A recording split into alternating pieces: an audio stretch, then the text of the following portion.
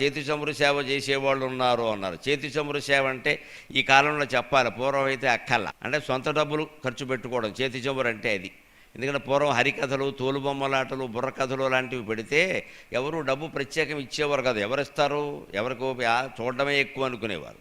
అందుకని వాళ్ళు ఏం చేసేవారంటే ఆ హరికథ అయిపోవడం ఇంకో 10 నిమిషాల్లో అయిపోతుందనగా హారతి పళ్ళెం జనంలో తిప్పేవారు, అందులో ఏవో నాణ్యాలు వేసేవారు. ఆ నాణ్యాలు వేస్తూ ఉంటే ఒక్కోసారి ఆ నాణ్యాలు ఎన్ని వచ్చాయంటే ఈ నూనె దీపం వెలిగించేవారు, దేవుడికి హారతి అన్నట్టుగా పెట్టి కాస్త నాణ్యాలు వేయడానికి కూడా చోటెట్టి పెట్టేవారు. అందులో ఏదో టక టక టక చప్పుడు అయ్యేవి, ఏవో నాణ్యాలు వచ్చేవి. ఓసారి ఎన్ని నాణ్యాలు సేకరించబడ్డాయి అంటే ఆ నూనె ఖర్చు కూడా అందులో రాలేదుట.